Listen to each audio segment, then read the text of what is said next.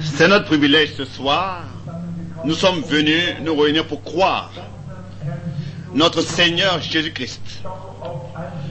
Regardez à tous les malades, à tous ceux qui souffrent. Réunis ce soir, nous avons consacré cette réunion pour prier pour les malades. Comme déjà nous avons chanté alors que Jésus vint. Qu'il puisse vraiment ce soir être parmi nous. Tous ceux qui souffrent et qui sont malades, qu'ils puissent les guérir. Accorde-le-nous, Seigneur, pendant que nous regardons à toi. Accorde-nous ta parole, accorde-nous la foi. Nous te le demandons dans le saint nom de Jésus-Christ. Et nous te remercions pour cela. Amen.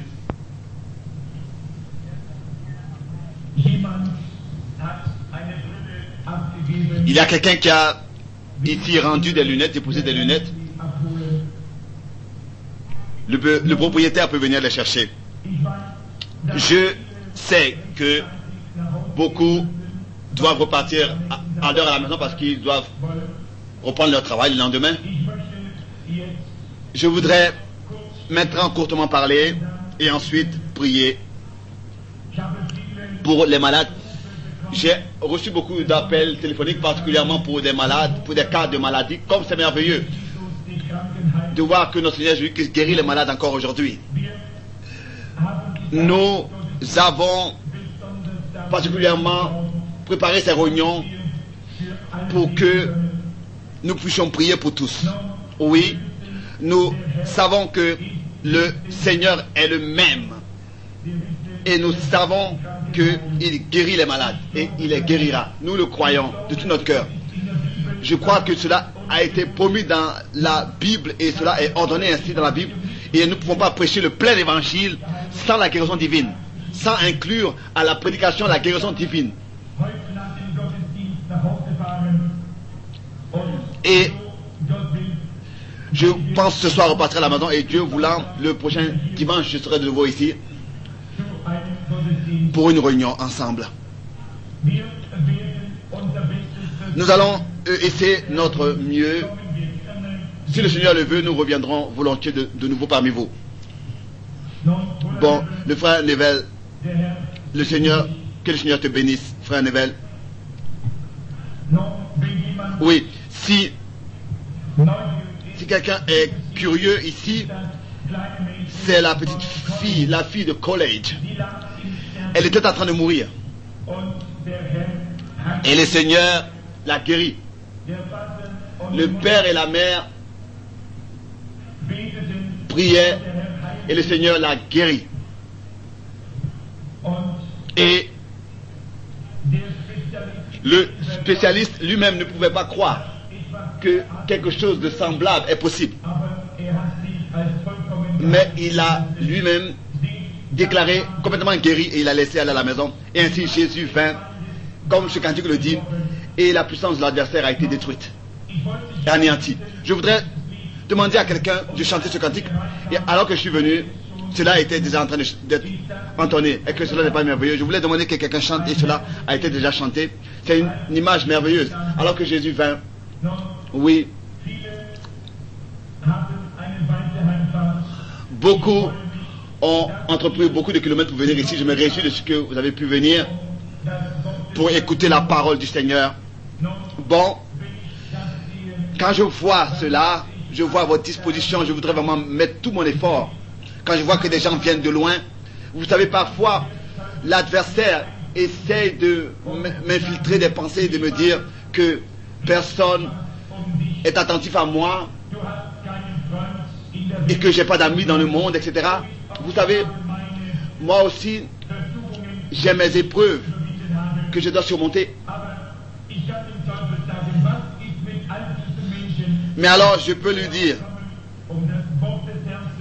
et qu'est-ce que c'est avec tous ces gens qui viennent de loin pour écouter la parole de Dieu? Il veut essayer de me dire que je n'ai pas d'amis. Non.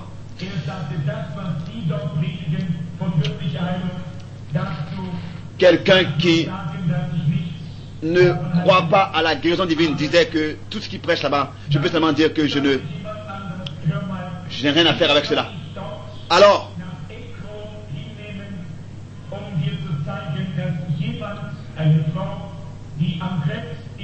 Je pourrais bien te prendre et t'amener 3 personnes à Ekron. Et quelqu'un qui était en train de mourir du cancer. Et le Saint-Esprit l'a révélé. Et elle a été entièrement guérie, totalement guérie. Et encore, il y avait quelqu'un d'autre qui avait un cancer à l'estomac. Et il lui a été dit, ainsi dit le Seigneur, elle vivra. Et elle a été entièrement guérie.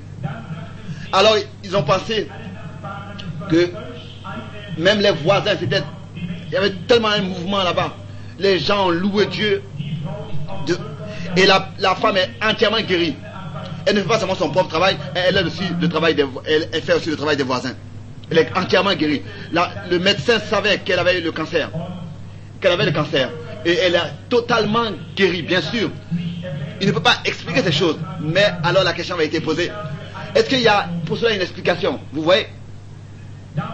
Autrefois, alors que Jésus guérissait les aveugles, il ne pouvait pas contredire cela parce que l'aveugle était là en tant que témoignage vivant. C'est comme ça aussi avec tous ces cas de guérison. Si Dieu ressuscite les morts, voilà, il y a quelqu'un parmi nous qui a été ressuscité des morts. Il est là. Il était mort, il est ressuscité. Et voilà tous les malades qui sont guéris. Il est voilà parmi eux. Il n'est pas le j'étais, mais il est le je suis, le grand je suis, toujours présent parmi son peuple, le même hier, aujourd'hui et éternellement.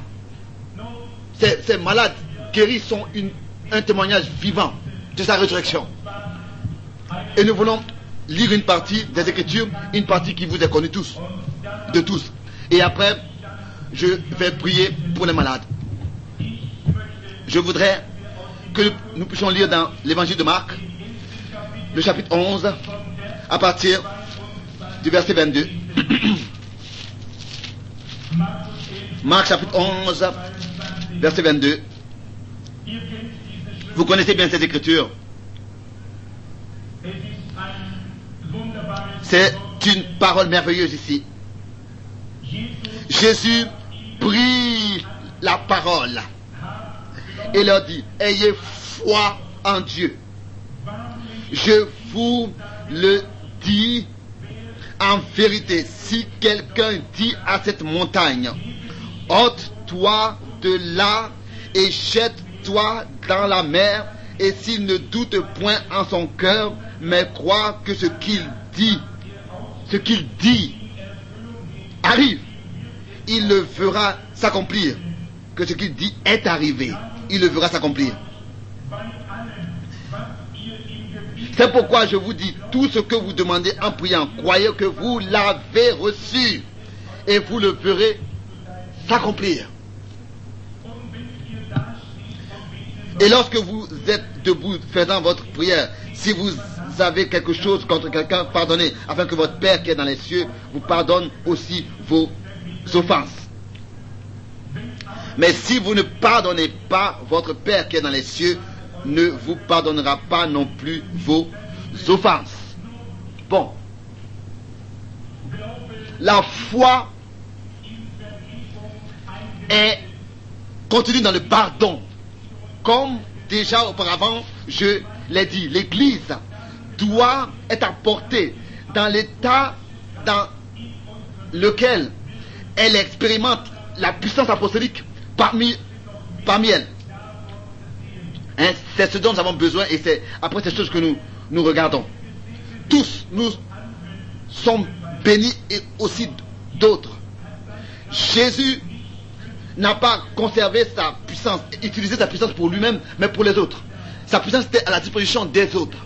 C'est pour cette raison que si quelqu'un dit « J'ai reçu cette puissance », est-ce qu'il deviendra aussi malade? Il tombera aussi malade? Bien sûr, sûrement. Regardez, alors que le Seigneur Jésus-Christ avait ressuscité le fils de la veuve de Naï dans Luc 7, verset 11. Vous voyez, il a porté nos maladies, c'est ainsi que cela est écrit. Il a porté tout sur lui et il a ôté de nous. Il est passé par tout ce qui aurait pu nous toucher et il est un avocat. Regardez, alors que il parlait avec la femme au puits, etc. Je crois chaque parole de Dieu étant la vérité. Les critiqueurs ne croient pas ces choses, mais nous le croyons. Il y a quelqu'un un jour qui disait, alors que Jésus avait envoyé ses disciples pour aller chercher l'ânesse, il s'était entendu avec le propriétaire. Non, cela avait été déterminé comme ça par Dieu. Et il a été dit aux disciples, dites que le maître en a besoin. Alors que la femme de cet homme était tombée malade. Vous vous rappelez? Alors que cela m'a été révélé, qu'elle sera guérie et qu'elle reviendra à la réunion, prendra part aux réunions. Alors, on ne pouvait plus la reconnaître. C'était très grave. Mais c'était une réponse pour lui. Il était déjà sous le casque d'oxygène. Il n'y avait plus d'expérience pour lui. Mais il a été dit qu'il viendra de nouveau prendre part aux réunions et tu lui souhaiteras la bienvenue. C'est ainsi que cela s'est accompli aussi. J'ai dit cela à cet enfant et Dieu l'a confirmé. Vous voyez, un tel bien-aimé frère, il est ici assis aujourd'hui. Il est là. Cela n'a pas été non plus entendu avec les docteurs. Non, cela a été conduit comme ça par Dieu. Lui qui sait toutes choses à l'avance. Les critiqueurs disent que Jésus-Christ avait 5 pains et il en a nourri 5000 personnes. C'était des grands pains énormes. Non, je vais vous dire quelque chose. Un jeune homme les a apportés dans une petite corbeille. Comment est-ce que vous pouvez dire que c'était des grands pains? Mais les critiqueurs vont toujours chercher quelque chose pour se justifier qu'ils ne croient pas et pour s'excuser. Non, cela ne changera rien à la parole de Dieu. Ça, vous le savez exactement. Bon, nous voulons venir à parler de la foi, de la sorte juste de foi, de la foi parfaite. Ça, c'est quelque chose de merveilleux et de grand. Dans la Bible, il nous est dit que la foi vient de ce qu'on entend. Vous ne pouvez pas être sauvé sans foi. La foi est quelque chose qui est créé en vous par la grâce de Dieu, alors que vous êtes en train d'écouter la parole de Dieu originale. Je voudrais dans la foi vous apporter cela pour que vous puissiez être prêts pour la lignée de prière. Vous devez croire que Dieu est présent, est là, et qu'il est le rémunérateur de tous ceux qui viennent à lui et qui le cherchent. Sans la foi, il est impossible de plaire à Dieu. Hébreux 11. C'est par la foi que vous savez que Dieu est là, et Dieu existe et Dieu est présent, et que c'est dans la foi que vous pouvez prendre Dieu à sa parole. Car tout ce que vous pouvez concevoir de vos sens, ce n'est plus de la foi. Celui qui vient à Dieu doit croire que Dieu est présent et il doit être prêt à écouter la parole de Dieu de tout son cœur. D'abord, vous devez avoir la foi que cette Bible est la parole de Dieu. Et vous devez venir à Dieu en accord avec sa parole, selon que sa parole vous le dit.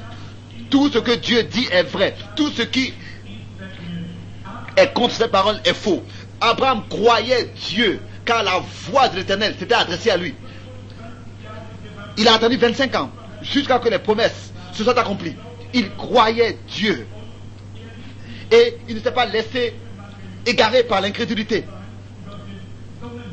En ce qui concerne les promesses de Dieu, mais il a toujours été plus fortifié dans la foi et il savait que Dieu était plus que capable d'accomplir les promesses qu'il lui avait données et de les confirmer et de les réaliser. Ça, c'est la parole inébranlable de Dieu à laquelle nous pouvons nous abandonner entièrement. La parole de la promesse de Dieu. Dans Hébreux chapitre 11, il nous est dit que la foi est déjà une assurance, une substance des choses qu'on espère. Il y en a qui ne reçoivent pas leur guérison parce qu'ils pensent que la foi est quelque chose qui n'est pas. La foi n'est pas quelque chose qu'on accepte seulement. La foi est une substance, Écoutez s'il vous plaît. La foi n'est pas seulement une acceptation de quelque chose, d'accepter quelque chose. C'est tellement réel avec vous, comme l'essence de votre corps. Par exemple, comme mes yeux me montrent quelque chose, mes mains peuvent toucher quelque chose. C'est une réalité. Ce que mes yeux voient, ce que mes mains touchent, C'est ainsi que c'est aussi avec la foi. La foi est une réalité. Ce n'est pas quelque chose qu'on accepte quand, par exemple, on écoute une musique. C'est l'écoute qui nous montre ce que c'est. On ne peut pas déclarer quelque chose d'autre comme ce que c'est. Vous voyez, comme en tant que cela. C'est ainsi aussi avec la foi. La foi vous a été vraiment accordée. Ce n'est pas quelque chose de mystique. Ce n'est pas une imagination. S'il vous plaît, écoutez. Ici, il s'agit d'une leçon profonde. C'est quelque chose, la foi est quelque chose que vous possédez. Ce n'est pas comme ça quelque chose que vous acceptez. Non, la foi est quelque chose de réel que vous possédez, que vous avez, que vous pouvez toucher. C'est une réalité pour vous. Comme, par exemple, quelque chose que vous voyez. Ou bien alors que vous êtes assis dans une voiture et que vous êtes en chemin. Ou bien alors vous êtes assis ici dans l'église. C'est absolument une réalité. Vous n'imaginez pas être dans l'église. Vous n'imaginez pas, vous n'acceptez pas seulement d'être assis ici. C'est une réalité. Vous êtes assis ici. Ce n'est pas quelque chose que vous acceptez seulement. Et c'est ainsi que la foi vous est accordée par l'écoute de la parole de Dieu. Par l'écoute de la parole de Dieu. Ça, c'est ici qu'est ancrée la foi parfaite. Dans la parole de Dieu. Cette foi n'est pas dans un homme, dans une organisation, mais cette foi est en Dieu, ancrée en lui. Vous voyez, alors, cette foi vient de ce qu'on entend de la parole de Dieu.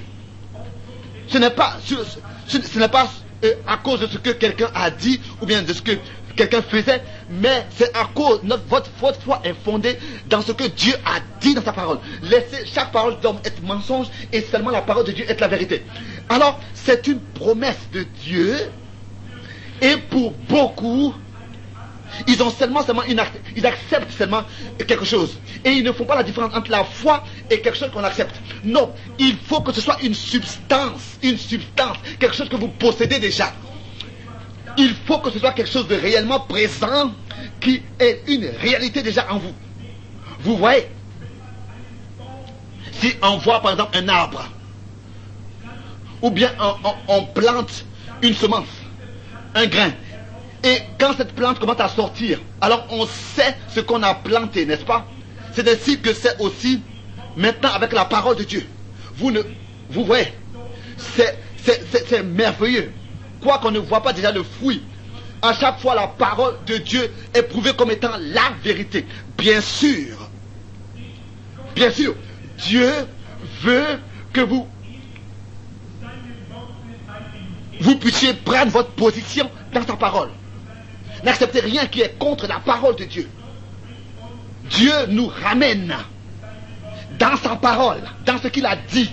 C'est peut-être raison que la foi vient de la prédication de la parole de Dieu. Croyez, s'il vous plaît. Donc, la foi, c'est la substance. Dans Hébreu, nous avons lu ce que c'est que la foi.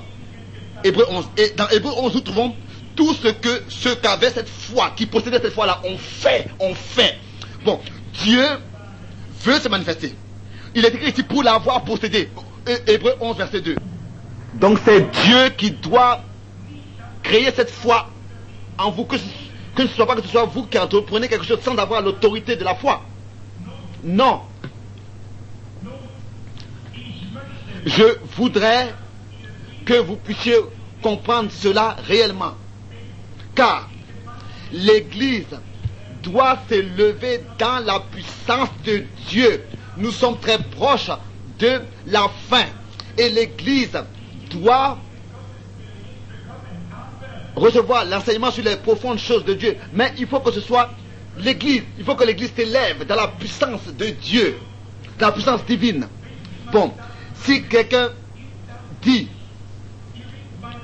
que, frère, c'est la lumière. Ce sont mes yeux qui me rendent témoignage que c'est la lumière. Je suis en train de voir, de regarder la lumière. Comment est-ce que je peux alors me tromper? Les sens de mon corps me rendent ce témoignage de ce que je vois et j'entends, etc. Maintenant ici, il s'agit des choses spirituelles. La parole de Dieu nous rend témoignage des choses spirituelles. Et nous saisissons ces choses dans la foi, nous savons que c'est vrai. Et que c'est une réalité. C'est ainsi dit le Seigneur pour nous. Bien sûr, ce n'est pas ce qu'un homme dit mais ce que Dieu, dans sa parole, a dit. Et les sarments portent le fruit du sceptre, les fruits du sceptre. Vous voyez, Dieu n'utilise pas des hommes qui ont leur propre programme. Et il n'utilise pas des organisations ou bien des groupes. Non, Dieu utilise des individus qui possèdent la substance de la foi, qui n'acceptent pas seulement des choses, mais qui ont une foi parfaite. C'est de ça que je parle aujourd'hui, comme je l'ai parlé dans 2 Pierre chapitre 1. Une foi de même prix des premiers chrétiens. Pas comme ça d'accepter des choses, mais une foi parfaite, de posséder la substance de la foi, de la réalité des choses. Et vous posez la question, comment est-ce que nous devons avoir cette foi? Bon, cela prouve par votre conduite, est-ce que vous avez la foi ou pas? Bien sûr. Vous voyez, cette foi parfaite vous fait revenir à Dieu entièrement. Vous ne pouvez rien faire d'autre que de marcher dans ses voies. Vous prenez Dieu à sa parole. Si vous venez de la lignée de prière, alors vous savez quelle promesse Dieu a donnée dans l'état dans lequel vous trouvez. Tout ce que les sens naturels nous disent sont une réalité pour nous dans le domaine naturel. Alors tout ce que la parole de Dieu nous dit n'est pas des choses qu'on accepte seulement, mais c'est une certitude véritable. Parce que nous marchons pas selon, parce que nous marchons par la foi. C'est la foi parfaite fondée dans la parole de Dieu. 2 Corinthiens 5 verset 7. Parce que ceci ou bien celui-ci ou bien celui-là dit, mais c'est l'absolue, c'est l'absolue certitude de la foi, parce que c'est Dieu qui a dit ces choses. Alors ces choses agissent en nous et produisent en nous la foi et nous accordent la substance. La foi parfaite est fondée dans la parole de Dieu. C'est la réalité. Comme cette foi au puits, elle l'a entendu, elle a cru. Regardez la femme qui avait la perte de sang. Elle a dit, si seulement je pouvais toucher le bord de son vêtement. Vous voyez, la foi parfaite prend Dieu à sa parole. Cette foi-là qui est agie en nous par le Saint-Esprit, qui est actionnée en nous, cette même foi parfaite aujourd'hui va le toucher. Une telle foi, c'est de ça que nous avons besoin, d'une telle foi. Oui, nous voyons que les disciples n'avaient pas tout de suite cette foi. Bien sûr, Christ marchait avec eux. Mais ensuite, quand Christ a établi sa demeure en eux, alors ils ont eu la foi. Ils ont reçu cette foi parfaite par le Saint-Esprit. Vous posez la question. Oui, mais bien sûr, ils avaient la foi parfaite. Nous le voyons parmi les disciples.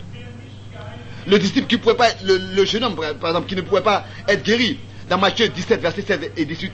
Et le Père est venu à Jésus et a dit, mais tes disciples n'ont pas pu le guérir. Vous voyez? Matthieu 17, versets 16 et 17, 18. Et jusqu'à 18. Et ils ont posé la question plus tard. Mais les disciples vont demander au Seigneur, pourquoi est-ce que nous n'avons pas pu le guérir? Le Seigneur Jésus a dit, à cause de votre incrédulité. À cause de votre incrédulité. Ils avaient la puissance. Jésus-Christ leur avait donné la puissance. Mais dans Matthieu 10, mais ils n'avaient pas la foi nécessaire pour exercer cette puissance.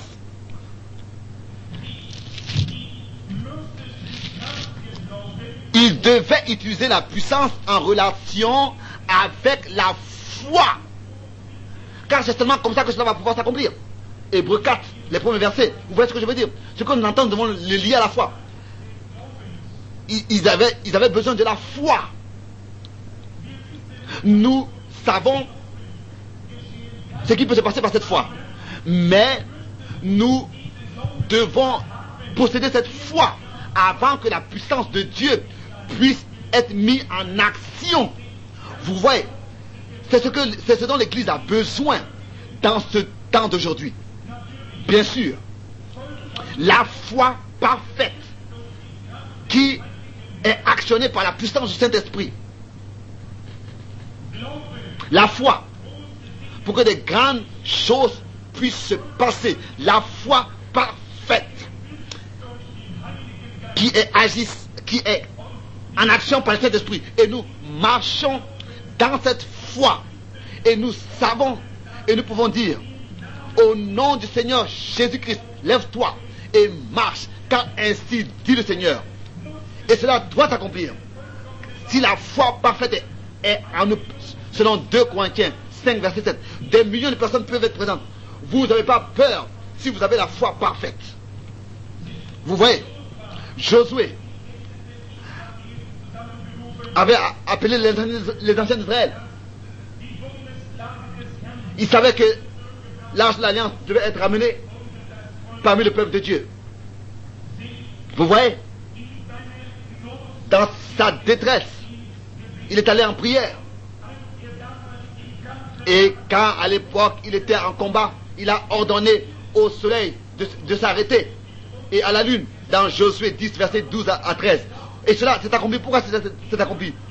Pourquoi? Parce qu'il a prononcé cela dans la foi. Et c'était la foi parfaite.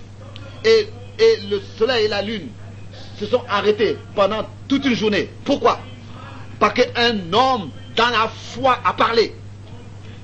Et cela s'est accompli. 2 Corinthiens 4, verset 13. Et c'est ainsi que le soleil et la lune se sont arrêtés. Qu'est-ce que c'était, vous voyez? C'est la foi parfaite qui prend Dieu à sa parole et met en pratique et emploie ce qui est écrit. Cela s'est accompli. Il y en a beaucoup qui disent: comment est-ce que je reçois cet esprit? Moi je peux seulement le dire que je l'ai reçu. Il est venu sur moi, établissant sa demeure en moi.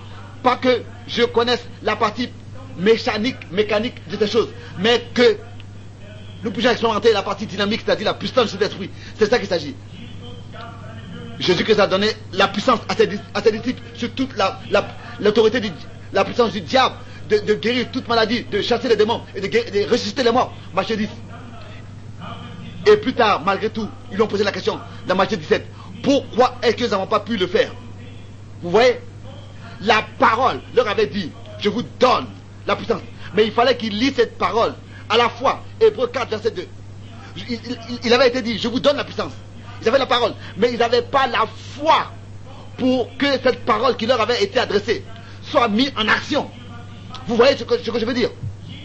Jésus était la parole et il avait la foi pour actionner cette parole, cette puissance. Il avait la puissance. Et je sais pas tout cela, ce que cela produit en vous et ce que vous ressentez. Mais il avait les deux. Il avait la foi et il avait la puissance. Et malgré tout, malgré qu'il avait les deux, il a dit: je ne peux rien faire de moi-même. Le Fils ne peut rien faire de lui-même. Malgré qu'il ait la puissance et la foi, il a dit: je ne peux rien faire de moi-même. Il faisait seulement ce qu'il voit faire le Père. Il avait mis sa foi et son obéissance en Dieu, en sa parole. Il était la parole. Et malgré tout, il était totalement obéissant au Père. Parce que l'Écriture avait dit ce qu'il allait faire. Et l'Écriture ne pouvait pas être brisée. Mais tout devait s'accomplir. Il pouvait s'abandonner entièrement au sein de l'Écriture. Si vous pouvez le faire, pourquoi est-ce que alors nous ne pouvons pas nous abandonner, par exemple, à Jean 14, verset 12 et à Hébreux 13, verset 8, à ce que le Seigneur nous a promis? Il avait la foi, il avait la puissance. Et alors, c'est pour cette raison que cela s'est accompli. Si vous êtes croyant, alors cela ne peut pas s'accomplir autrement que ce soit la foi qui soit mise en action. Parce que c'est ainsi que cela est écrit. À ceux qui croient, ces signes les accompagneront. Marc 16, verset 16. Vous voyez ce que je veux dire? Nous avons la confiance en Dieu. Vous pouvez aller dans Jean 1, dans 1 Jean chapitre 3, verset 21. Si notre cœur ne nous condamne pas, nous avons la confiance à Dieu et nous avons l'assurance devant Dieu. Si vous avez fait quelque chose vous avez fait une erreur, vous n'avez pas plus de confiance et d'assurance envers Dieu, vous devez d'abord mettre cela en ordre, car cela vous condamne. Mais si rien ne vous condamne, et qu'il n'y a rien entre vous et Dieu, et que vous demeurez en Christ, selon Romains 8, car il n'y a pas de condamnation pour ceux qui sont en Christ, alors c'est ainsi que vous pouvez demander tout ce que vous voulez. Cela vous sera accordé. Vous pouvez venir dans la foi, et cela vous sera accordé. Vous devez venir dans la foi. Dans votre conduite, vous devez avoir la foi. Dans vos paroles, vous devez avoir la foi. Dans tout ce que vous faites, vous devez avoir la foi. Et cette foi est ancrée dans la parole de Dieu. Jésus le savait de son temps. Et il pouvait dire, est-ce que David n'a pas dit dans les psaumes? Il n'a pas annoncé ça à l'avance. Et les prophètes n'ont pas annoncé à l'avance. Vous voyez, il était le pain de la vie. Il était l'arbre de la vie. Il était le même. Il était le commencement et la fin. Le grand je suis. Il avait une foi parfaite en tant que le Messie oint d'autrefois. La parole a été manifestée dans la chair. Et si la parole est en vous, vient en vous, alors elle doit aussi être manifestée. Si vous la croyez. Vous voyez? Car la même foi est maintenant en vous parce que la même parole est en vous. Et produit le même effet. Je vais vous montrer, vous voyez, ce que c'est que la véritable foi, la vraie foi. Aucun nombre de doutes existe encore dans votre cœur. Si vous êtes des fils et des filles de Dieu. Car, avec Jésus-Christ en tant que le Fils de Dieu, avec lui, la parole de Dieu s'est identifiée. Et elle a trouvé son accomplissement. Jésus-Christ a dit, si vous ne me croyez pas, croyez-moi à cause des œuvres qui ont lieu. Les œuvres étaient la preuve de ce qui se passait. Vous voyez, c'était des promesses de la parole pour l'époque d'autrefois. Et nous le voyons encore aujourd'hui, pour ce temps d'aujourd'hui. Jésus pouvait autrefois dire, qui peut me convaincre du péché? Qui peut me montrer où est-ce que ma vie et mes œuvres ne sont pas totalement en accord avec ce que le Messie devait faire et ce qui est écrit dans les Écritures? Vous voyez, il a aussi dit, les œuvres que j'ai faites, vous les ferez aussi. Et encore un peu de temps et le monde ne me verra plus, mais vous me verrez. Vous voyez? Et il est en nous. Jésus a dit, le Père qui m'a envoyé est en moi. Et lui qui nous a envoyés, il est avec nous, il est en nous. C'est une preuve des Écritures que les paroles de Jésus sont vraies. Ses œuvres accompagneront ceux qui auront cru. Vous voyez, comment est-ce que vous pouvez vous dire croyant et renier la parole? Comment est-ce que vous pouvez vous dire croyant et renier la parole? Ça, ce n'est pas possible. Oui, non. Il est écrit, voici les signes qui accompagneront ceux qui auront cru.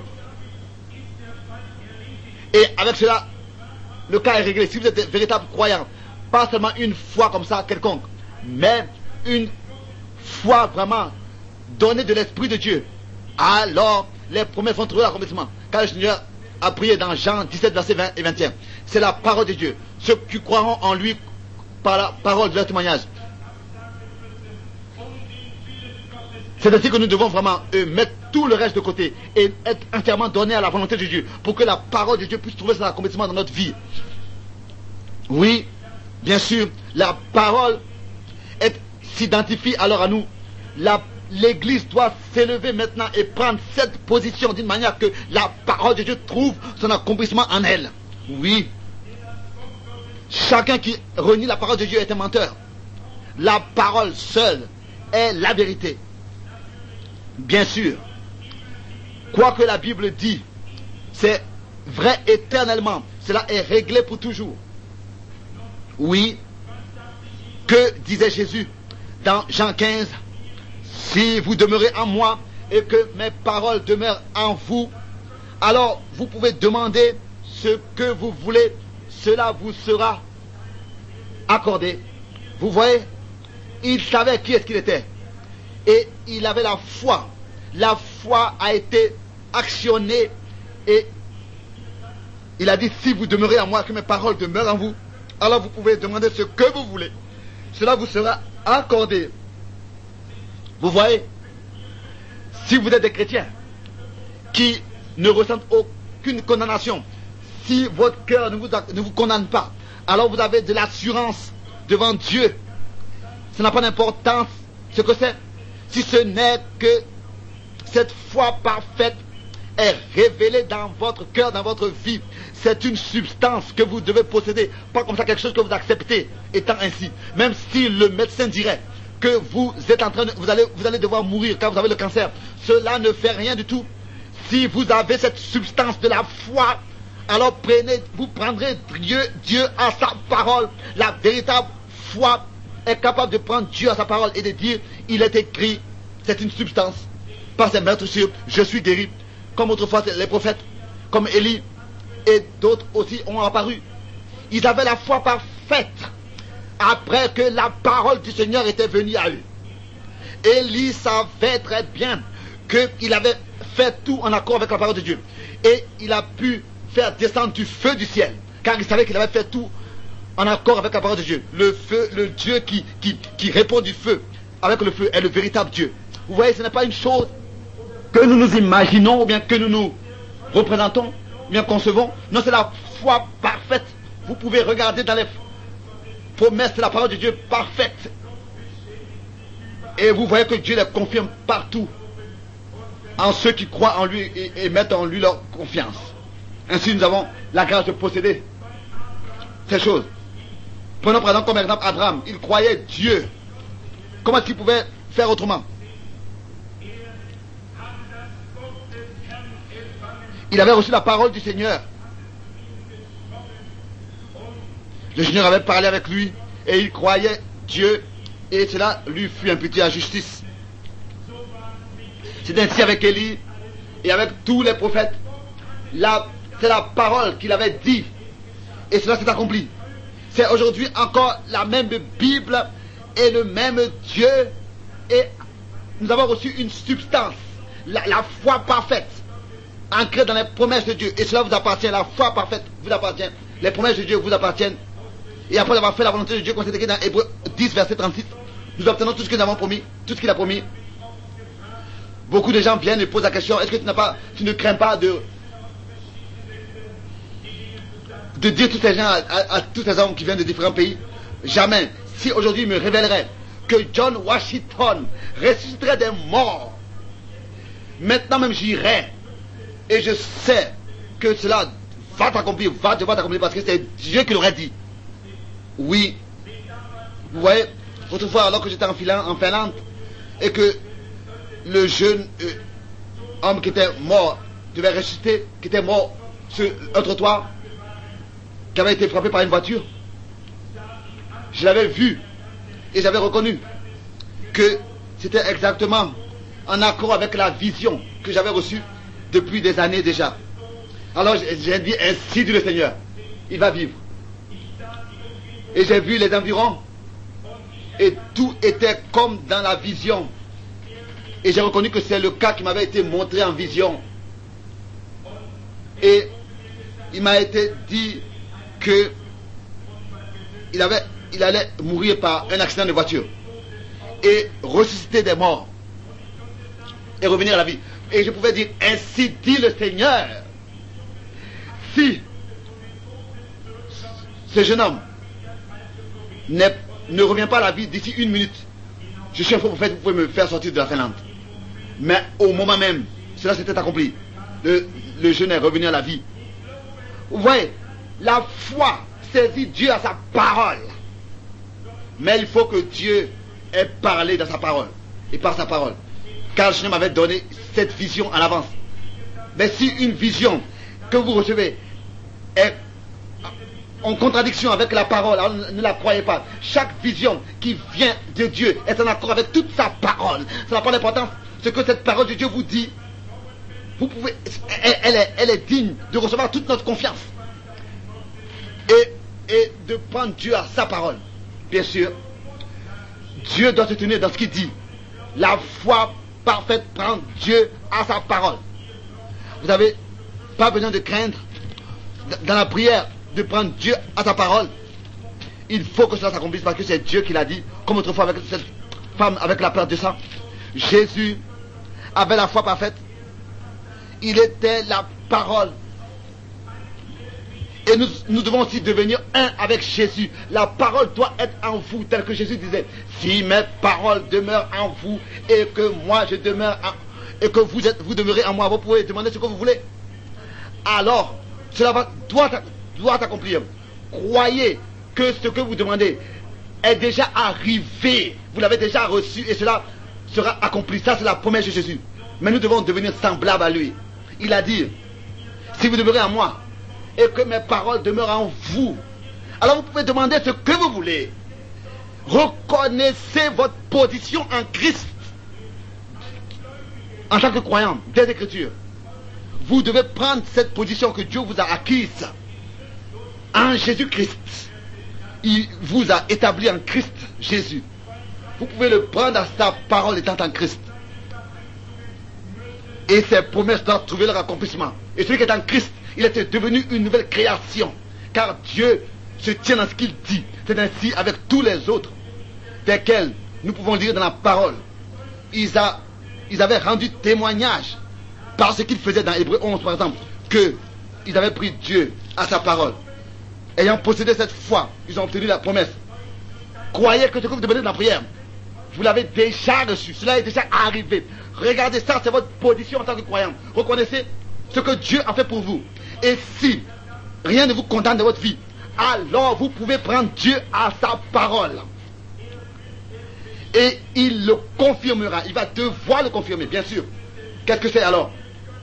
Nous pouvons prendre Dieu à sa parole parce que nous savons qu'il nous écoute, parce que nous demandons seulement ce qui est selon sa volonté. Il est le même hier, aujourd'hui et éternellement. Ça n'a pas d'importance quelle promesse nous avons. Ce sont des promesses que lui, Dieu, lui qui nous les a données, il est aussi plus que capable de l'accomplir et il accomplit. Ça ne peut pas être autrement. Pas que nous soyons en train de faire quelque chose de notre part. Non, cette foi-là nous est donnée de Dieu. C'est Dieu qui la met en nous par sa parole et par son esprit. Ça n'a pas d'importance. Combien de fois nous prions? Si ce n'est que la disposition de notre cœur n'est pas droit devant Dieu, si nous sommes vraiment enfants de Dieu, notre cœur va nous condamner. Si notre cœur n'est pas droit devant lui, c'est pour cette raison qu'il faut que toute chose d'abord dans notre cœur doit être mise en ordre avant que Dieu puisse manifester sa gloire et sa puissance. Et alors si quelqu'un craint, cela viendra sur lui. Quoi qu'il ait craint. C'est comme ça, c'était comme ça avec Job. Job avait dit, ce que j'ai craint, c'est ce qui est venu, c'est ce qui m'est arrivé. Vous voyez? Ce que nous craignons vient sur nous. Et ce que nous croyons nous arrive. Vous voyez? Si vous craignez que quelque chose vous arrive et que quand on priera pour vous, vous ne serez pas guéri, alors vous ne serez pas guéri. Mais si vous croyez que vous serez guéri, alors vous avez déjà une substance que vous possédez et cela doit s'accomplir. Cela dépend de la disposition de votre cœur. Vous voyez? Vous devez aussi, quand vous allez au médecin, avoir de la confiance au médecin. Si ce n'est pas le cas, alors cela ne vous aidera pas.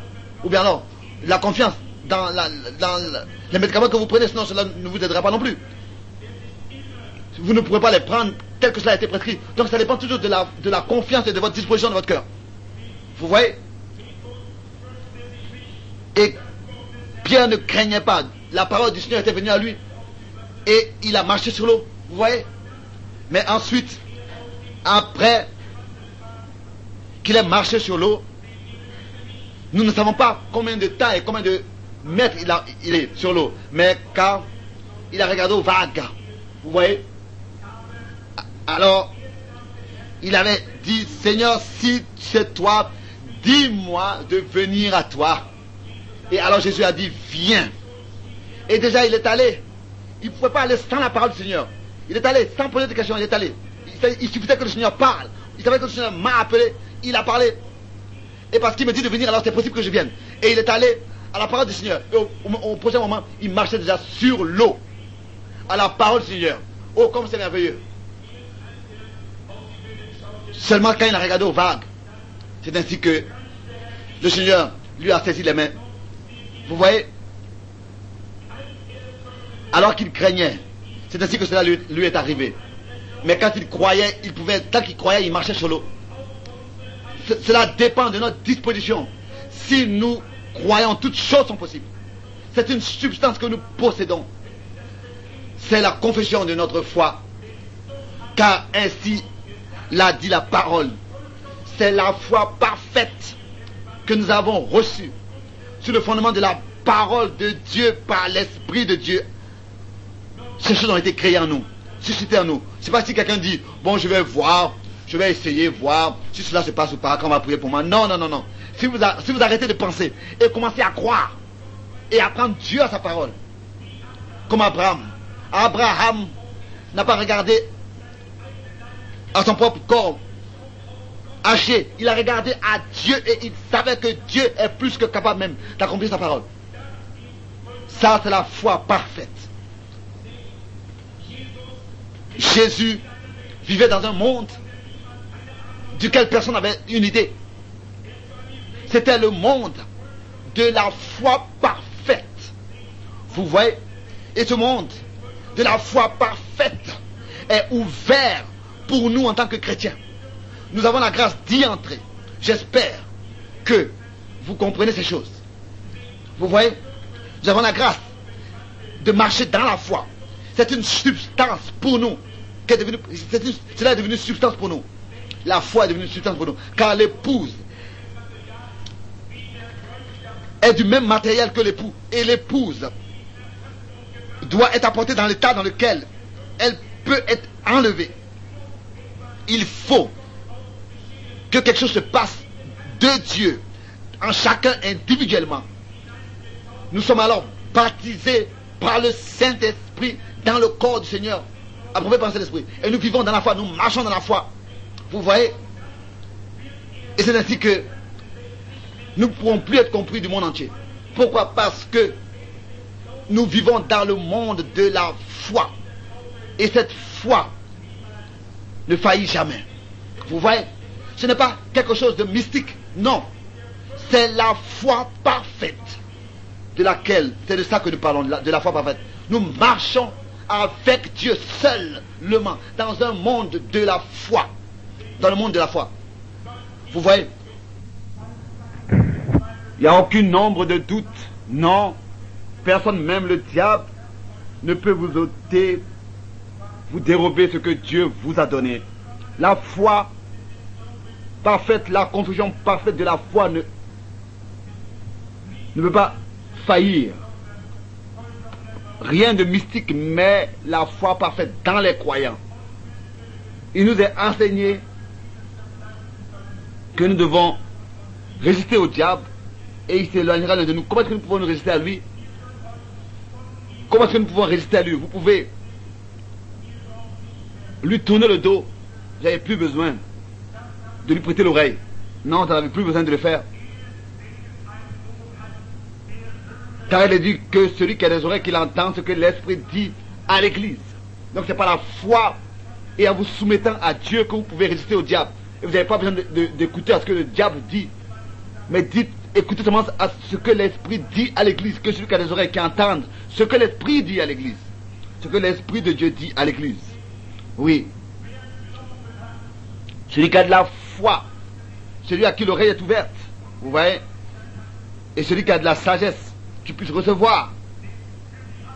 Pour les autres. Cela est inaccessible. Mais celui qui a cette foi parfaite, il a accès dans les choses de Dieu. Elles lui sont accordées. Tout ce que Dieu dit. Et nous disons amen à ça. C'est la foi parfaite. Le diable ne va pas pouvoir pendant longtemps encore rester autour de telle personne. Ils lui ont tourné l'oreille et le dos et ils n'écoutent plus à ce qu'ils veulent leur chuchoter dans l'oreille. Ils prêtent l'oreille seulement à ce que Dieu a dit dans sa parole. Et si le diable vient, vous lui dites il est écrit. Et s'il dit qu'il est écrit, vous dites il est aussi écrit. Et il doit partir. Oh, comme c'est merveilleux. Jésus-Christ disait autrefois, tu ne tenteras pas ton Dieu. Satan arrière de moi car il est écrit.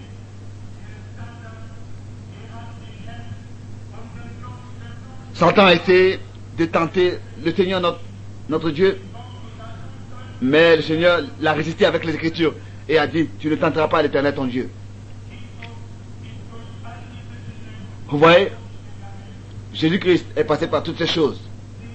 Oui, la foi parfaite, vous voyez, qui est accordée, qui est suscitée par le Seigneur. La foi parfaite peut passer par n'importe quelle situation et elle reçoit chaque réponse à chaque question et elle prend Dieu seulement à sa parole. Notre maître. Et la foi parfaite en lui surmonte toute situation la plus difficile qui pourrait être. Bien sûr, cette foi parfaite dans la parole de Dieu, ancrée en Jésus-Christ, domine sur n'importe quelle situation. Vous voyez? Mais cette foi doit être agissante par l'amour. Car la foi sans l'amour n'est rien et ne veut pas être agissante. C'est pour cette raison que la foi et l'amour sont toujours ensemble. Il y avait deux personnes une fois, comme deux personnes qui s'aiment, le cœur frappe l'un pour l'autre, ils doivent avoir de la confiance l'un avec l'autre. C'est l'amour qui les lie ensemble. Un jeune couple, c'est ainsi encore aujourd'hui, aussi dans notre relation avec Dieu. C'est l'amour qui nous unit avec Dieu. Comme une jeune fille peut avoir confiance dans un jeune homme, elle aime. Et c'est ainsi que si nous avons de l'amour, nous avons aussi de la confiance en Dieu. Et nous croyons sa parole. C'est ainsi aussi dans les choses spirituelles. Il y a quelque chose de véritable. Parce que nous nous aimons. Dieu nous a aimés. Nous aimons Dieu. Vous voyez? Ça ne peut pas être autrement. Et c'est pour cette raison que nous avons la foi qu'il a suscitée en nous par sa grâce. Bien sûr. C'est pour cette raison que la foi et l'amour vont ensemble et sont unis ensemble. La foi sans l'amour ne peut pas être agissante. C'est écrit dans Galates chapitre 5. L'amour est la condition pour la foi qui doit être agissante et peut être agissante. Vous voyez? Et c'est ainsi que nous nous sommes consacrés au Seigneur d'une manière qu'il peut en nous et utiliser cette foi pour que les promesses de Dieu dans notre vie trouvent leur accomplissement. Vous voyez? Nous avons la grâce de prier et de savoir que Dieu soutient sa parole. Il suscite cette foi en nous pour que les promesses s'accomplissent. Et c'est ainsi que la foi est amenée, est rendue parfaite par l'accomplissement des promesses de Dieu. Et c'est ainsi que quand deux personnes s'aiment, ils s'aiment pas seulement quand les jours sont bons, mais même dans les mauvais jours, ils s'aiment toujours. Et c'est comme ça que aussi avec Dieu, c'est la même chose. Si vraiment nous aimons Dieu, dans n'importe quelle situation, nous croyons toujours sa parole. C'est comme ça que aussi dans le monde, les hommes peuvent s'aimer et se tenir ensemble. Encore plus, Dieu veut s'unir avec nous et s'attacher avec nous. Dans son amour, Dieu vous a fait alors ainsi sortir de tout.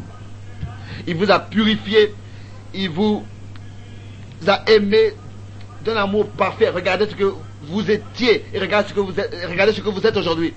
Est-ce que vous ne pouvez pas croire? Et est-ce que vous ne pouvez pas avoir de la foi dans celui qui vous a tellement aimé? Et est-ce que vous ne pouvez pas lui faire confiance et savoir que sa parole est la vérité? Bon, il m'a fait sortir, il vous a fait sortir du péché. Et ça, c'est notre témoignage qui nous a aimés, comme la femme disait. Je ne suis pas encore ce que je devrais être, mais je ne suis plus ce que j'étais autrefois. Vous voyez, c'est ainsi aussi, peut-être avec nous. Mais Dieu nous a fait sortir de tout. Et nous sommes maintenant ici pour qu'il puisse faire quelque chose à nous pour servir à l'honneur de sa gloire, de sa grâce, comme c'est écrit dans Éphésiens, le premier chapitre. Quelque chose de parfait qu'il puisse faire à nous. Et nous avons trouvé le fondement. Et nous sommes édifiés sur ce fondement. Et nous savons que Dieu se tient dans ce qu'il dit. Amen. N'ayez pas peur de prendre Dieu à sa parole. Amen. Dieu se tient dans ce qu'il a dit. C'est l'amour envers lui qui nous inonde. Ça n'a pas d'importance. Qu'est-ce qui pourrait nous rencontrer? C'est l'amour dans n'importe quelle situation, dans la parole de Dieu, qui nous fait surmonter n'importe quelle situation. Dieu nous aime et nous aimons Dieu. Et nous croyons ce qu'il a dit. Et c'est ainsi qu'il exauce aussi ce que nous lui disons. La foi parfaite est pure, la foi parfaite est sainte et prend Dieu à sa parole. Dans l'amour de Dieu, c'est ainsi que nos cœurs sont purifiés par la foi. C'est écrit dans Actes des Apôtres chapitre 15. Et si nous disons que vous aimez votre femme, par exemple, vous devez aussi lui faire confiance. Ou bien si une femme dit qu'elle aime son mari, elle doit aussi lui faire confiance. Comment est-ce que vous pouvez vraiment prouver que vous vous aimez vraiment l'un l'autre? Vous voyez? Bien sûr, si quelqu'un est fidèle à sa femme et sa femme est fidèle à son mari, cela prouve le vrai amour l'un pour l'autre. Et c'est ainsi aussi dans les choses spirituelles. Le vrai amour est prouvé dans la fidélité et dans la confiance que nous avons l'un pour l'autre, et notre conduite prouve que nous nous aimons. C'est ainsi que notre conduite, notre vie, notre marche prouve que nous aimons Dieu. C'est une foi sans mélange, une foi pure et sainte qui prend Dieu à sa parole et qui est rendue parfaite. Cette foi qui a été suscitée parce que la parole de Dieu peut trouver en nous son accomplissement selon Hébreux 12. Nous avons une foi parfaite dans une parole parfaite comme c'était avec Jésus. Écoutez, exactement.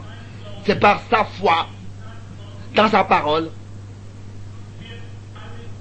que tout est vaincu, la mort, l'enfer, tout. Dieu est Dieu et la foi parfaite dans le Dieu parfait va vaincre et surmonter tout. La maladie ne peut pas se tenir dans ta présence. Rien ne pourra se tenir devant lui, parce que la foi parfaite est seulement possible dans la présence du Seigneur. Des apôtres sortaient de la puissance. Et nous savons que des malades ont été guéris. Et beaucoup de choses sont passées par la main des apôtres. Même dans Actes chapitre 3, nous voyons ce que la foi a fait. Et le Seigneur était avec eux, travaillait avec eux, confirmait sa parole par le ministère. Vous voyez, la parole est maintenant en nous. Il a dit, si ma parole demeure en vous, vous voyez, la bénédiction doit être manifestée. Vous voyez ce que je veux dire? Vous prenez, ce n'est pas quelque chose que vous acceptez seulement que cela est ainsi, mais vous savez que c'est ainsi, c'est une substance. Bon, c'est pas seulement quelque chose qu'on conçoit. Jésus disait autrefois, si vous brisez ce corps, je le ressusciterai, je le reconstruirai en un jour. Il savait ce que l'Écriture avait dit dans le psaume chapitre 16, le psaume 16. Je ne permettrai pas que mon bien-aimé, mon saint, voie la corruption et que mon bien-aimé reste en enfer. Vous voyez, David était un prophète. Il avait exprimé de sa bouche. Jésus savait que cette parole le concernait. Et c'est pour cette raison qu'il pouvait dire, vous pouvez avoir la même parfaite foi dans la parole parfaite de Dieu. Et cela doit s'accomplir. Il a dit, brisez ce temple. Vous voyez, cela a été écrit. Je ne permettrai pas que mon saint voie la corruption. Il avait la parfaite confiance qu'il vaincra la mort et l'enfer, car c'est pour cela qu'il était venu. Vous voyez, il a dit, je vais le reconstruire en 3 jours, au 3e jour. Vous voyez, si vous êtes chrétien, vous avez la victoire et le droit de recevoir chaque bénédiction qui est à votre disposition par la rédemption accomplie de Jésus-Christ et qui vient sur vous. Vous avez le droit. Ce n'est pas quelque chose que vous acceptez. Mais chaque bénédiction de la rédemption accomplie est pour vous. Et c'est une preuve que la parole de Dieu est vraie. Et que chaque promesse doit trouver son accomplissement dans votre vie. C'est ainsi que la foi qui a été suscitée par le Seigneur est rendue parfaite, selon Hébreux 12. Ça, c'est important. Quoi que Jésus-Christ disait, Dieu le laissait s'accomplir. Quoi que Jésus disait, Dieu l'accomplissait. Sa parole était la parole de Dieu. Et nous avons la même écriture aujourd'hui. Jésus-Christ a dit, si vous dites à cette montagne, vous voyez de quoi il s'agit? Je voudrais que cela puisse entrer profondément en vous. Bien sûr, c'est la même chose. Il savait qu'il plaisait à Dieu et que le bon plaisir de Dieu se demeurait sur lui. Il savait ce que la parole de Dieu disait. Il connaissait sa position dans la parole de Dieu. Vous voyez? Et il avait entendu, ceci est mon bien-aimé fils en qui j'ai trouvé mon bon plaisir. J'ai mis toute mon affection. En lui, il n'y avait aucune condamnation. Et si vous êtes aujourd'hui en Christ et fils et filles de Dieu, et que le bon plaisir de Dieu se repose sur vous, alors il n'y a aucune condamnation en vous. Amen, selon Romains 8. Mais nous pouvons vraiment prendre Dieu à sa parole et savoir que cela doit s'accomplir. Selon 1 Jean 3, verset 21. Il a dit, si vous dites à cette montagne, lève-toi et déplace-toi et va dans la mer, cela doit s'accomplir. Si vous croyez que vous avez déjà reçu les choses pour lesquelles vous avez prié. 1 Jean 5, verset 14. Bien sûr, vous êtes maintenant établis dans cette position en tant que fils et filles de Dieu, de voir la parole de Dieu agissante. Mais il est nécessaire d'avoir cette parfaite confiance dans la parole parfaite de Dieu. Je sais que c'est la vérité et je l'ai expérimenté. Et Dieu l'a confirmé et a laissé accomplir Marc 9, le verset 23. Je suis un témoin de ce que la parole de Dieu s'est accomplie plusieurs fois. C'est la vérité. Lui, le Créateur, il est au-dessus de toute la création. Et il est avec sa présence il est là avec sa présence pour confirmer sa parole. Il a dit que si vous dites à cette montagne, vous voyez, c'est ainsi qu'il nous a donné l'autorité de la foi. C'est vrai, ce qu'il a dit est vrai. Oh, où est-ce que nous devrions nous tenir? Dans quelle position? Dans cette foi parfaite, pas une vision. Mais il est écrit, prononce, dis ce que la parole de Dieu dit. Prononce la parole et cela doit s'accomplir. Comme il a été dit à Moïse de parler au rocher. Prononce seulement la parole.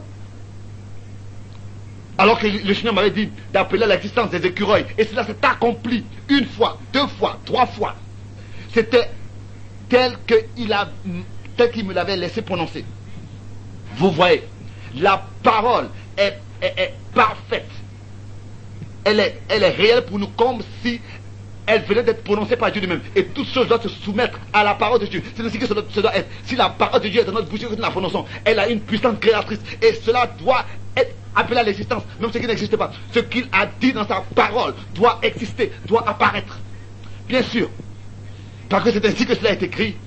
Et c'est Dieu qui l'a dit. Et c'est par la foi que nous regardons déjà aux choses que nous ne voyons pas. Et nous regardons à celui qui mourut pour nous à Golgotha. Ces promesses sont oui et amen. Croyez que vous les avez déjà reçues. Ce que la parole de Dieu vous a promis. Et cela doit s'accomplir. Bien sûr, autrefois, il servait d'autres. Et la même chose, je le fais encore aujourd'hui. Il a donné la même promesse. Et les mêmes choses se passent encore aujourd'hui par la même parole et par le même esprit, tel qu'il avait dit dans Jean 14, verset 12, et dans Marc 16, et dans Marc 11, et dans d'autres versets. Il est de la même manière apparu comme autrefois dans l'Ancien Testament et dans le Nouveau Testament. Et c'est ainsi que c'est par la plénitude de sa parole, par toute la plénitude de sa parole, il s'est manifesté. Jésus-Christ et le Saint-Esprit. Le mot Christ veut dire le oint. Christ était le oint. Combien le savent que c'est ainsi? Il était oint du Saint-Esprit. Vous voyez, tel que la Bible dit dans Actes des Apôtres que Jésus-Christ de Nazareth était allé dans le chapitre 10 et avait fait du bien autour de lui, rempli, il était oint du Saint-Esprit et délivré ceux qui étaient influencés par l'adversaire. Aujourd'hui, nous sommes aussi oints du même Saint-Esprit de Dieu. Nous sommes des oints du Seigneur dans ces derniers jours pour que la résurrection de Jésus-Christ soit confirmée comme étant vraie d'une manière nouvelle, car il a établi sa demeure en nous dans la forme du Saint-Esprit. Il marche parmi son peuple, dans son épouse, et il fait la même chose qu'il avait fait autrefois, et il nous prépare ainsi pour les repas des noces. Les mêmes signes du même Dieu, la même parole, la même manifestation du même Dieu. Je crois cela de tout mon cœur et je le vois. C'est une substance, c'est une parole créatrice, c'est la foi parfaite.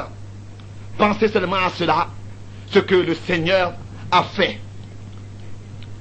C'est la foi qui a vaincu toutes choses. Vous voyez, la même colonne de feu est parmi nous.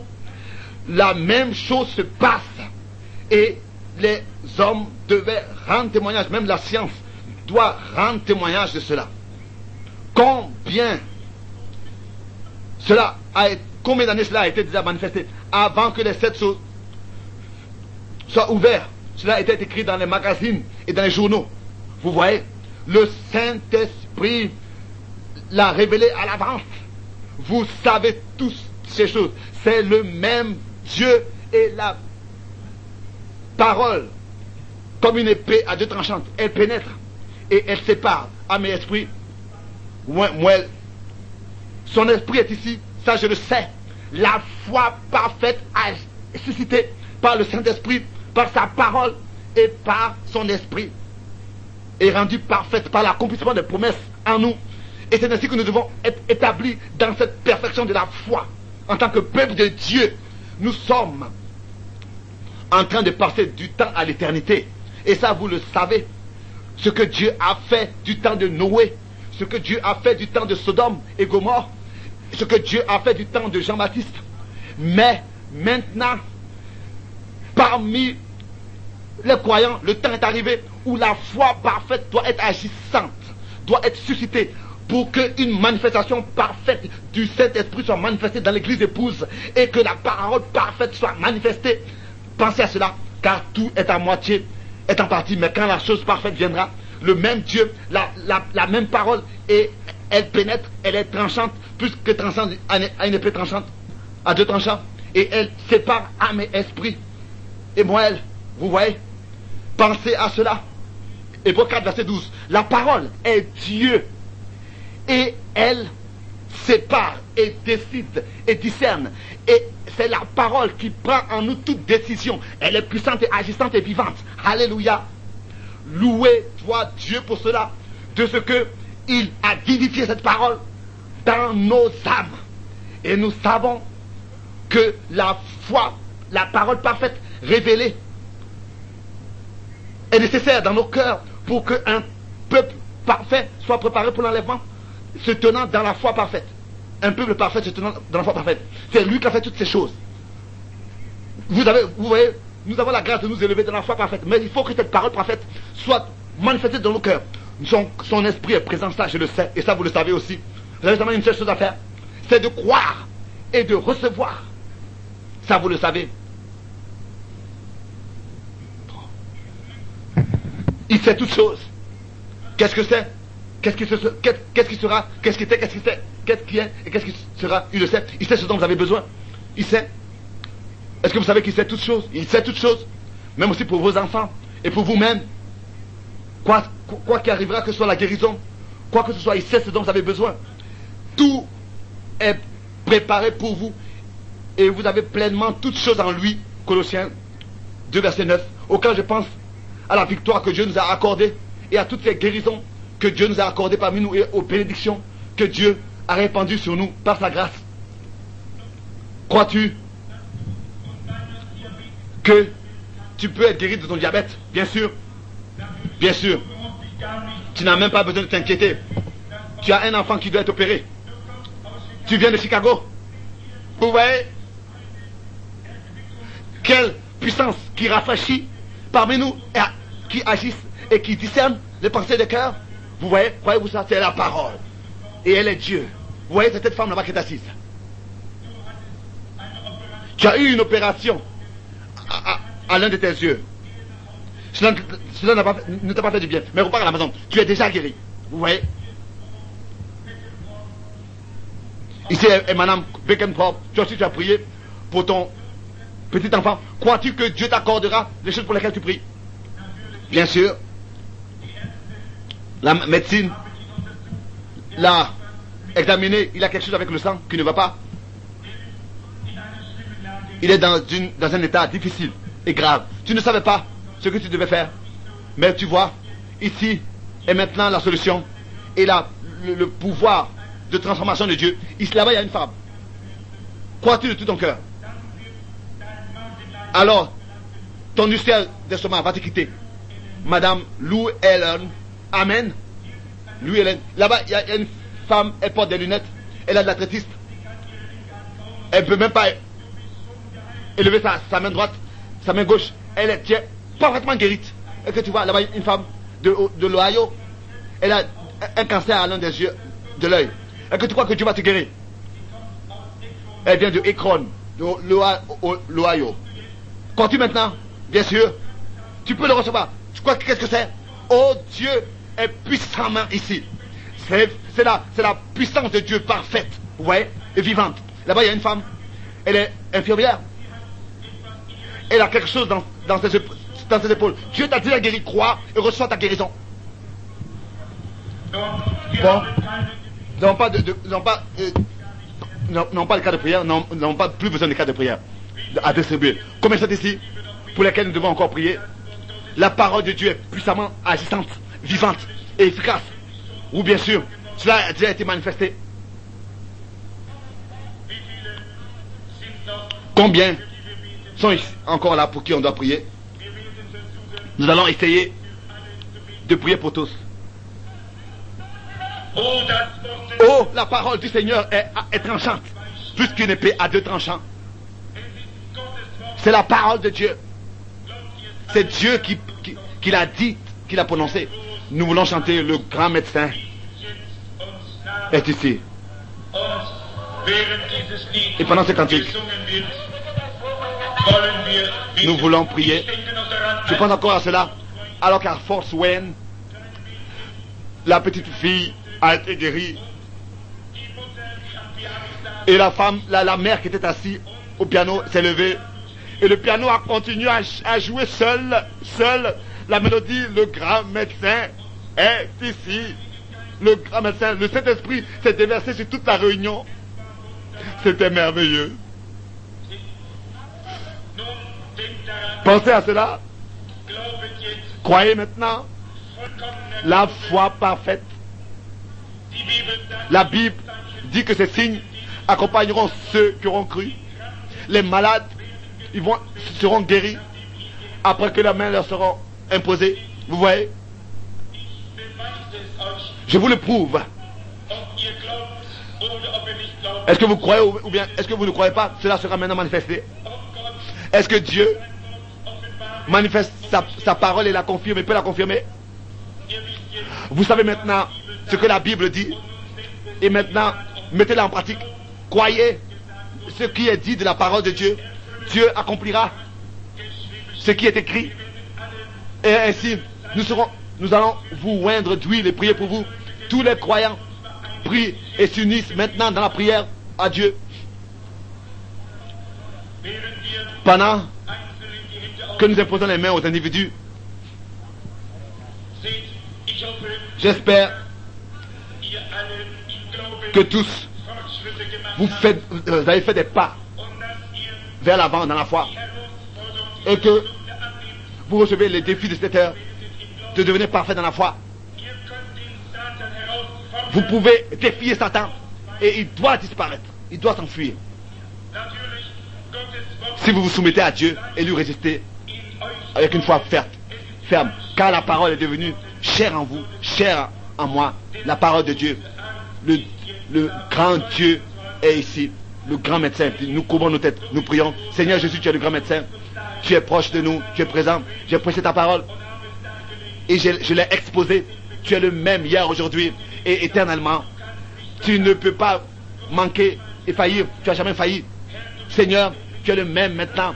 Que chacun puisse s'imposer les mains l'un l'autre et que les bénédictions de Dieu puissent se reposer sur nous et se déverser sur nous. Bien, Seigneur, nous sommes unis dans la foi et dans la prière. Nous voulons avec l'huile oindre les malades et prier pour eux et que tu puisses confirmer ta parole après que tu es dans le cœur des hommes, susciter la foi parfaite. Encore que tu puisses regarder du haut des cieux et manifester ta présence. Oh, encore une fois, Seigneur, que tu puisses ouvrir leurs yeux pour qu'ils puissent voir ce que tu fais dans ce temps présent. Que personne soit présent qui est comme ça dans l'incrédulité encore, mais que tous puissent ressentir et expérimenter la présence du Seigneur Jésus ressuscité. Accorde ces choses, Seigneur, dans le saint nom de notre Seigneur Jésus-Christ. Amen. Je vous défie à tous, au nom du Seigneur Jésus-Christ, pendant que maintenant, vous passez ici par la nuit de prière, de venir avec la foi parfaite et de recevoir ce que Dieu vous a préparé et vous a promis dans sa parole. Si je vous ai demandé quoi que ce soit, je le fais maintenant. Croyez maintenant. Est-ce que je vous ai déjà dit quelque chose dans le Seigneur qui ne se serait pas accompli? Est-ce que je vous ai déjà dit quelque chose que Dieu n'aurait pas confirmé? Vous savez que c'est la vérité. Dieu l'a confirmé. Je vous le dis, croyez-moi, Dieu va vous guérir tous pendant que vous passez ici par la nuit de prière et qu'on vous impose les mains et que vous soyez loin de lui compris pour vous et que vous soyez guéris. Tous ceux qui croient, qui viennent, Dieu est présent pour vous guérir tout. La foi parfaite a été manifestée et suscitée parmi nous. Et le Seigneur Jésus va la confirmer et la rendre parfaite en confirmant en vous sa parole. Vous tous qui venez pour prier et pour nous unir avec nous tous dans la foi. Venez maintenant tous, pendant que tous les autres chantent la mélodie et le texte. Le grand médecin est maintenant ici. Merveilleux ce que Dieu fait ici. Oh, loué soit Dieu, honoré soit-il. Écoutez et venez maintenant tous chanter ce cantique. Le grand médecin est maintenant ici.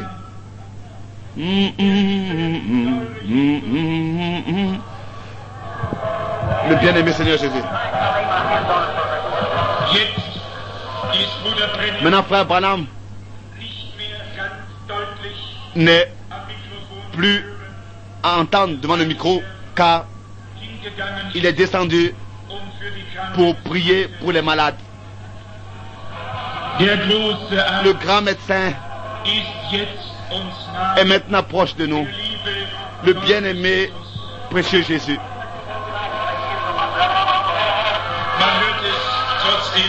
Malgré tout, nous entendons comment est-ce que frère Branham dit toujours: au nom de Jésus-Christ, je t'impose, selon la parole de Dieu, les mains. Reçois ta guérison.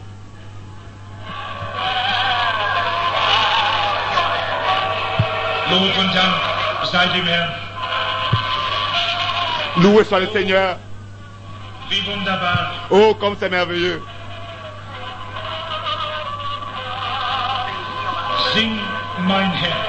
Chante mon cœur.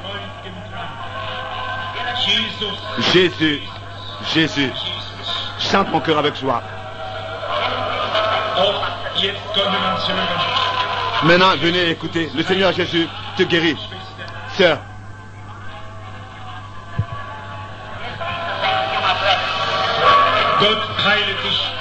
Que Dieu te guérisse, mon frère. Est-ce que nous aussi, nous ne voulons pas maintenant, dans la foi, toucher le Seigneur, sachant qu'il est encore le même, hier, aujourd'hui, éternellement, sa puissance, sa parole, son esprit, agissent exactement aujourd'hui comme autrefois, comme du temps des apôtres et dans les temps, alors que frère Branham avait à effectuer le ministère du Seigneur. Dieu a repris dans la gloire son serviteur le prophète, mais il nous a laissé sa parole, et sa puissance est agissante par sa parole. Partout où nous donnons à sa parole cette foi parfaite. Bien-aimés frères, bien-aimés sœurs, bien-aimés amis, partout d'où est-ce que vous venez, où est-ce que vous vous tenez, fermez vos yeux, approfondissez-vous dans la prière. Approfondissez-vous dans la prière et dites: Seigneur, maintenant, je veux te prendre à ta parole. Je crois ce que tu as dit. Je crois ce qui est écrit dans tes prêtres reçus. Je suis guéri. Nous savons tous ce qui est écrit dans le psaume 103, qui te pardonne tous tes péchés et qui guérit toutes tes maladies. Ça, c'est une réalité. Recevez, prenez Dieu à sa parole, qui guérit toutes tes maladies. Et il la confirmera en tant que vrai. Nous en sommes conscients et certains. Le psaume 103, verset 3. Loué et exalté soit le nom merveilleux de notre Seigneur. Nous venons maintenant à la perfection, avant l'enlèvement, en tant que le peuple de Dieu. Et tout maintenant est apporté dans l'ordre divin, soumis à la parole de Dieu, parmi le peuple de Dieu dans ce temps. Nous attendons, en tant qu'Église, qui est parfaite dans la foi, qu'elle puisse alors prendre part à l'enlèvement. Nous nous attachons à cela, nous regardons à cela. Rien ne pourra nous ébranler. Nous savons que Dieu a révélé sa parole parfaite et il a confirmé de manière parfaite et il a envoyé de manière parfaite pour nous guérir de manière parfaite. Et c'est ainsi que nous ne méprisons pas la grâce de Dieu, mais nous remercions le Seigneur pour ce qui nous a été accordé dans ces jours. Toujours de nouveau, on peut entendre comment est-ce que frère Branham dit: sois guéri au nom du Seigneur, frère, et reçois ta guérison, sœur, au nom de Jésus-Christ. Que nous aussi, par la prédication que nous avons entendue, une telle foi vivante soit suscitée en nous, d'une manière que nous ne regardons pas aux années passées dans lesquelles nous étions malades, mais maintenant nous nous élevons dans la foi et disons: Seigneur, tu m'as guéri, ta parole est vraie et tu as suscité en moi cette foi parfaite. Je te remercie déjà pour cela. Regardez plus à votre état, ne regardez plus à vos symptômes, mais regardez au Seigneur qui a fait toutes choses pour nous, pour que nous soyons rachetés et délivrés parfaitement, rachetés du péché, sanctifiés et guéris de la maladie. C'est lui qui a fait toutes ces choses en nous. Que son nom soit élevé et loué. Nous voulons encore un peu écouter pour constater, est-ce que frère Branham, après cette lignée de prière, va encore parler. Chantez aussi ce cantique: le grand médecin est maintenant ici, le bien-aimé Seigneur Jésus.